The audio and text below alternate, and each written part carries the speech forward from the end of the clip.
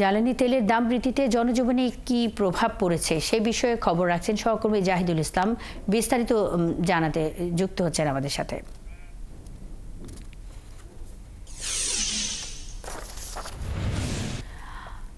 জাহিদ, জ্বালানি তেলের দাম বৃদ্ধি নিয়ে কি বলছে সাধারণ জনগণ?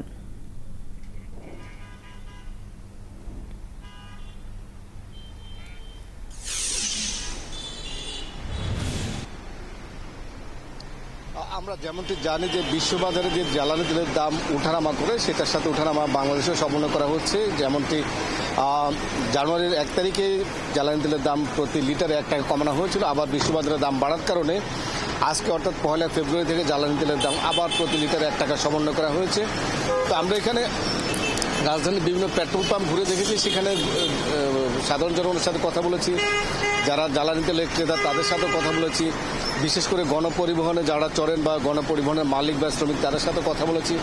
তারা যেমনটি বলছেন যে সরকার জ্বালানি তেলের দাম বাড়িয়েছে সেটি ঠিক আছে, কিন্তু আসলে জ্বালানি তেলের দাম বাড়ানোর পরে যানবাহনের ভাড়া যে সমন্বয় সেটি কিন্তু সরকার ঘোষণা দেয়নি, যার কারণে এখন পর্যন্ত জনজীবনে তেমন কোনো প্রভাব পড়েনি জ্বালানি তেলের দাম বৃদ্ধির কারণে। তবে যারা মোটর সাইকেল চালান, বিশেষ করে ভাড়ায় যাত্রী পরিবহন করেন, তারা যেমনটি বলছে যে জ্বালানি তেলের দাম বাড়াতে তাদের যে যাত্রী পরিবহনের পর তাদের যে ভাড়া সেটি থেকে তাদের যে লাভ হবে সেটি কিন্তু কমে গেছে। এছাড়া ট্রাক এবং পিকআপ চালক তাদের সাথে কথা বলেছি, তারা যেমনটি বলেছেন যে 1 টাকা লিটারে বাড়া আসলে তাদের জন্য একটি সমস্যাই হচ্ছে, কিন্তু তারাও যেমনটি বলছেন যে আসলে মালিক পক্ষ যদি অথবা সরকার পক্ষ যদি ঘোষণা না দেয় সেক্ষেত্রে কিন্তু তারাও তাদের ভাড়া বাড়াতে পারবেন না। এদিকে আমরা অর্থনীতিবিদদের সাথে কথা বলেছি, তারা যেমনটি বলছেন যে বড় মৌসুমের ঠিক আগে ডিজেলের দাম বাড়ানো, বিশেষ করে সেচে ডিজেল লাগে, বিশেষ করে সেচ যন্ত্র চালানোর জন্য, সেক্ষেত্রে ডিজেলের দাম বাড়ানোর কারণে কিন্তু সেচের যে পানি উত্তোলন সেটির খরচ বাড়বে। সেটি বাড়লে কিন্তু যে সাধারণ মানুষের যে সবজি অথবা ধান চাষের যে খরচ সেটি কিন্তু বাড়বে, সেক্ষেত্রে কিন্তু জনগণের উপর একটি প্রভাব পড়ার আশঙ্কা তারা করেছেন। তারা যেমনটি বলছেন যে বাংলাদেশ পেট্রোলিয়াম কর্পোরেশন জ্বালানি তেলের দাম বৃদ্ধির যে নীতি অবলম্বন করেছেন সেটি কিছুটা ভুল নীতি রয়েছে, যার কারণে জ্বালানি তেলের যে দাম বাড়ানো হয়েছে সেটি আসলে এই মুহূর্তে না বাড়ালেও চলতো।